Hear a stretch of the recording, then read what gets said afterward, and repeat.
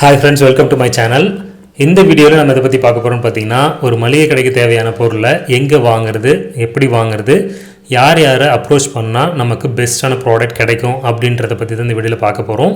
கடைசியாக ஒரு 4 வீடியோ போட்டிருந்தோம். ஒரு மளிகை கடை ஆரம்பிக்கலாமா வேணாமா, ஆரம்பித்தா அதில் என்ன பெனிஃபிட் இருக்குது அப்படின்றத மாதிரி ஒரு 4-5 வீடியோ போட்டிருந்தோம். யாராவது மிஸ் பண்ணியிருந்தீங்க அப்படின்னா மறக்காமல் அந்த வீடியோ பாருங்கள். நீங்கள் நம்ம சேனலை ஃபர்ஸ்ட் டைம் பார்க்குறீங்க அப்படின்னா மறக்காமல் நம்ம சேனலை சப்ஸ்கிரைப் பண்ணிக்கோங்க. பக்கத்தில் இருக்க பெல் ஐக்கானை கிளிக் பண்ணிக்கோங்க. அப்போ தான் நான் அப்லோட் பண்ணுற வீடியோஸ் எல்லாமே உங்களோட இன்பாக்ஸ் வரும். ஸோ இப்போ நம்ம இந்த வீடியோவில் என்ன பார்க்க போகிறோம் அப்படின்னா, ஒரு மளிகை கடைக்கு தேவையான பொருளை எங்கே வாங்குறது அப்படின்றத பற்றி பார்க்க போகிறோம்.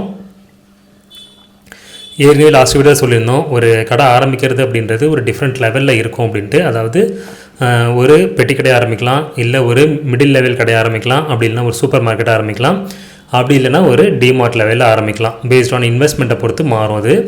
ஸோ நம்ம இப்போ எதை பற்றி பார்க்க போகிறோம் அப்படின்னா, ஒரு மிடில் லெவலில் இருக்கக்கூடிய ஒரு மளிகை கடை பற்றி தான் பார்க்க போகிறோம்.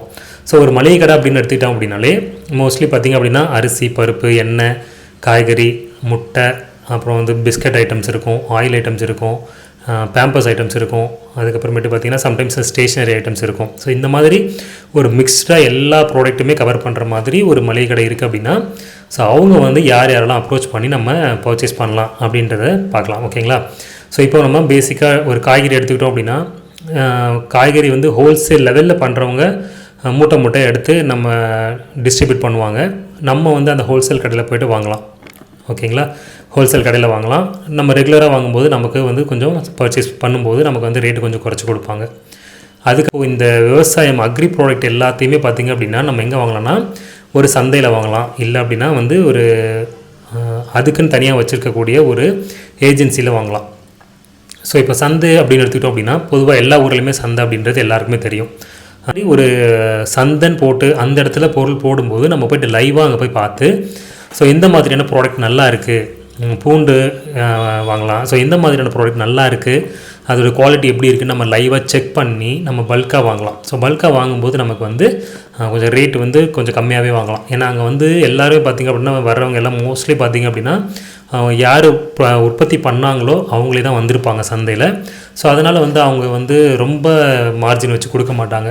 ஸோ இது பொருளோட கை மாற தான் ரேட்டு ரொம்ப வித்தியாசம் வரும். ஸோ நம்ம நேராக அங்கே சந்தையில் போய் வாங்குகிறோம் அப்படின்னா கொஞ்சம் ரேட்டு அடித்து பேசி வாங்கலாம்.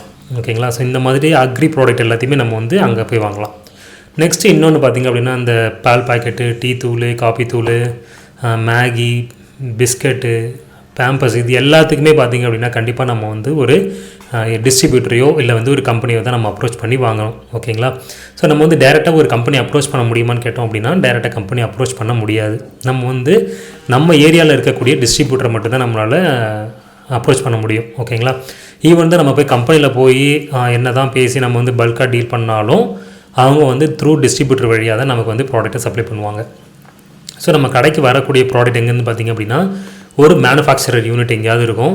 அந்த மேனுஃபேக்சரர் யூனிட்லேருந்து ஒரு குடவுன், அவங்க அந்த கம்பெனியோட குடவுனுக்கு வரும். ஃபார் எக்ஸாம்பிள் பிரிட்டானியா எடுத்துக்கோங்களேன். ஒரு மேனுஃபேக்சர் பண்ணுறோம் பார்த்திங்கன்னா பெங்களூரில் இருக்குது அப்படின்னா, பெங்களூர்லேருந்து அதுக்குன்னு தனியாக ஒரு குடவுன் வச்சுருப்பாங்க. மேனுஃபேக்சர் ஒரு பிளான்ட் இருக்கும், அதுக்கு ஸ்டோர் பண்ணுறதுக்குன்னு ஒரு தனி குடவுன் இருக்கும். ஸோ அந்த குடவுனில் ப்ராடக்ட் வந்துடும். ஸோ அந்த குடவுனில் ப்ராடக்ட் வந்ததுக்கப்புறமேட்டு அங்கேருந்து சென்னைக்கு டிஸ்ட்ரிபியூட் ஆகும். சென்னைக்கு சென்னையிலேருந்து அந்தந்த லொக்கேஷனில் எங்கெங்கெல்லாம் டிஸ்ட்ரிபியூட்டர் இருக்காங்களோ அந்த லொக்கேஷனுக்கு டிஸ்ட்ரிபியூட் ஆகிட்டு டிஸ்ட்ரிபியூட்டர்லேருந்து கடைக்கு வரும். ஓகேங்களா? டிஸ்ட்ரிபியூட்டர்லேருந்து கடைக்கு வரும். கடைக்கு வந்ததுக்கப்புறமேட்டு நம்ம கஸ்டமருக்கு போவோம். சரிங்களா? ஸோ இந்த மாதிரி ஒரு பெரிய ப்ராசஸ் இது. ஸோ இந்த ப்ராசஸ்லாம் யார் பண்ணுறாங்க அப்படின்னு பார்த்தோம் அப்படின்னா, எல்லாமே பார்த்திங்க அப்படின்னா டாப் எம்என்சி கம்பெனிஸ் தான் பண்ணுறாங்க. ஸோ இதில் பெரிய லெவலில் இன்வால்வ் ஆகிருக்க கம்பெனிஸ்லாம் யாருன்னு பார்த்தோம் அப்படின்னா, அதாவது எஃப்எம்சிஜின்னு சொல்லுவாங்க, ஃபாஸ்ட் மூவிங் கன்சியூமர் குட்ஸ் அப்படின்னு சொல்லக்கூடிய டாப் 5 கம்பெனிஸ். அதாவது ஒட்டுமொத்த கிராசரி மளிகை கடைக்கு தேவைப்படக்கூடிய பொருட்களை எந்தெந்த கம்பெனிஸ்லாம் கையில் வச்சுருக்காங்கன்னு பார்த்தோம் அப்படின்னா, ஃபஸ்ட் இடத்துல ஐடிசி இருக்குது. ஸோ ஐடிசி பார்த்திங்க அப்படின்னா மோஸ்ட்லி எல்லா ப்ராடக்ட்டுமே அவங்கள்ட்ட இருக்குது. அவங்கள்ட்ட இல்லாத ப்ராடக்ட் அப்படின்றது எதுவுமே கிடையாது. அதுக்கப்புறமேட்டு பார்த்திங்கன்னா ஹிந்துஸ்தானில் பார்த்திங்க அப்படின்னா சோப் ஐட்டமு, ஷாம்பு, அதுக்கப்புறம் அந்த மாதிரி ஒரு ஐட்டத்தை அவங்க டேக் ஓவர் பண்ணிட்டாங்க. அதுக்கப்புறம் பார்த்திங்க அப்படின்னா நெஸ்லே பார்த்திங்க அப்படின்னா மஞ்சு, அதுக்கப்புறமேட்டு நூடுல்ஸ், மேகி, இந்த மாதிரி ஐட்டத்தெல்லாம் அவங்க டேக் ஓவர் பண்ணிட்டாங்க. அதுக்கப்புறமேட்டு பார்த்திங்கன்னா கோத்ரேஜ், அவங்களுக்குன்னு ஒரு சில ப்ராடக்ட் நிறைய வச்சுருக்குறாங்க. அதுக்கப்புறம் பார்த்திங்க அப்படின்னா கேட்பரிஸ், மோஸ்ட்லி சாக்லேட் ஐட்டம்ஸ் எல்லாத்தையுமே அவங்க கவர் பண்ணிட்டாங்க. ஸோ இந்த இந்த கம்பெனிஸ் பார்த்திங்க அப்படின்னா டோட்டலாக ஒரு மளிகை கடையில் இருக்கக்கூடிய ஒட்டுமொத்த ப்ராடக்ட்டுமே இந்த ஒரு 5 மேக்ஸிமம் போனால் ஒரு 10 கம்பெனி, ஒரு லோக்கல் கம்பெனி எல்லாமே சேர்த்திங்க அப்படின்னா ஒரு 10 கம்பெனிஸ் தான் ஒட்டுமொத்த க்ராசரி ஐட்டத்தையுமே கண்ட்ரோல் பண்ணிகிட்டு இருக்காங்க. ஸோ இதை தாண்டி பார்த்திங்க அப்படின்னா லோக்கலில் வந்து அங்கங்கே மேனுஃபேக்சர் பண்ணிவிட்டு ஒரு லோக்கல் பிராண்ட்ஸ்லாம் வருது. பட் ஆனால் மோஸ்ட்லி மக்கள் ப்ரிஃபரன்ஸ் எதில் இருக்குன்னு பார்த்திங்க அப்படின்னா ஒரு பிராண்டடான ஐட்டம் தான் இருக்கும். ஸோ இப்போ இந்த பிராண்டடான ஐட்டம் வந்து நம்ம வந்து கம்பெனியில் ஏஜென்சி அதாவது டிஸ்ட்ரிபியூட்டர் மூலமாக வாங்குறது பெஸ்ட்டாக, இல்லை அப்படின்னா நம்ம வந்து போயிட்டு ஹோல்சேல் கடையில் வந்து ஒரு 10 சோப்பு வாங்குறதா இருக்கட்டும், இல்லை ஒரு 20 சோப்பாக இருக்கட்டும், ஹோல்சேல் கடையில் வாங்குறது பெஸ்ட்டாக அப்படின்னு பார்த்தோம் அப்படின்னா, என்னை பொறுத்த வரைக்கும் ஒரு கம்பெனிலேருந்து நீங்கள் டேரெக்டாக பர்ச்சேஸ் பண்ணுறது, அதாவது ஒரு டிஸ்ட்ரிபியூட்டர்லேருந்து நீங்கள் டேரெக்டாக பர்ச்சேஸ் பண்ணுறது தான் உங்களுக்கு பெஸ்ட்டாக இருக்கும்னு நான் நினைக்கிறேன்.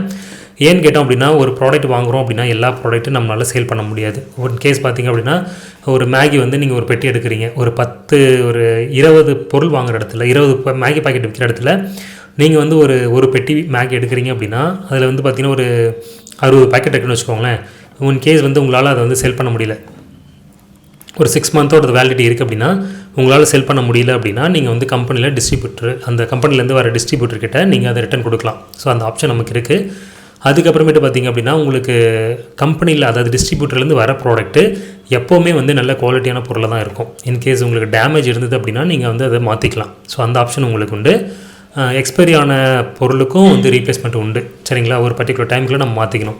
ஸோ இப்போது இதை வந்து நம்ம வெளியில் ஏன் வாங்கக்கூடாது அப்படின்னு நான் சொல்கிறேன் அப்படின்னா, மோஸ்ட்லி பார்த்திங்க அப்படின்னா எல்லா கம்பெனிஸுமே ஒரு பர்டிகுலர் டூரேஷனுக்கு அப்புறம் வந்து அந்த எந்த ஒரு ப்ராடக்டாக இருந்தாலும் அந்த ப்ராடக்டோட லேபிளை மாற்றுவாங்க. ஏன்னு கேட்டோம் அப்படின்னா மார்க்கெட்டில் அந்த லேபிளில் வச்சு வேறு ஒரு ப்ராடக்ட், அதாவது டூப்ளிகேட் ப்ராடக்ட் ரெடி பண்ணி நிறைய பேர் அதை வந்து ரொட்டேஷனில் விட்டுருவாங்க. அதாவது என்ன சொல்ல வரேன் அப்படின்னா ஒரு பிரிட்டானியா பிஸ்கெட் இருக்குது அப்படின்னா அந்த பிரிட்டானியா பிஸ்கெட்டோட லேபிளையே ரெடி பண்ணி உள்ளே இருக்கிற பிஸ்கெட் வந்து ஒரு மட்டமான குவாலிட்டியில் பிஸ்கெட் ரெடி பண்ணி அவங்க வந்து அதை டிஸ்ட்ரிபியூட் பண்ணி வச்சுருவாங்க.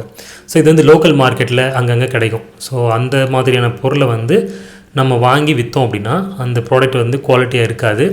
கஸ்டமர் வாங்கி அதை பிரிக்கும் போதே பார்த்திங்கன்னா ஒரு சில இடத்துல பிஸ்கட் நம்மத்து போன மாதிரி இருக்கும், ஒரு சில இடத்துல டேஸ்ட்டே இல்லாமல் இருக்கும். ஸோ இந்த மாதிரி நிறைய கம்ப்ளைண்ட்ஸ் நான் பார்த்துருக்கோம்.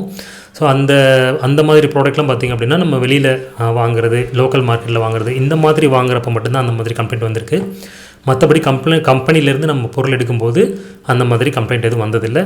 கேஸ் வந்துச்சு அப்படின்னா நம்ம எடுத்து வச்சு அதை நம்ம ரிட்டன் கொடுத்துக்கலாம். ஸோ எல்லா கம்பெனிலையுமே ரிட்டன் எடுக்கிற ஆப்ஷன் இருக்குது. ஸோ நீங்கள் ஒரு கடை ஆரம்பிக்க போகிறீங்க அப்படின்னா விவசாயம் சம்மந்தப்பட்ட பொருட்களை நீங்கள் வெளியில் வாங்கலாம். பட் இந்த மாதிரி ஒரு பேக்கெட்டான ஐட்டம்ஸ் எல்லாத்தையுமே நீங்கள் வந்து ஒரு டிஸ்ட்ரிபியூட்டர்லேருந்து வாங்குறது பெஸ்ட்டாக இருக்கும் அப்படின்றது நான் நினைக்கிறேன். ஓகேங்களா, அது மட்டும் இல்லாமல் பார்த்திங்க அப்படின்னா நீங்கள் டிஸ்ட்ரிபியூட்டர்கிட்ட வாங்கும்போது உங்களுக்கு அவங்க வந்து கிரெடிட்டும் கொடுப்பாங்க. அதாவது நீங்கள் வந்து பொருளை வாங்கி வச்சு விற்க நீங்கள் வந்து பைசா செட்டில்மெண்ட் பண்ணலாம்.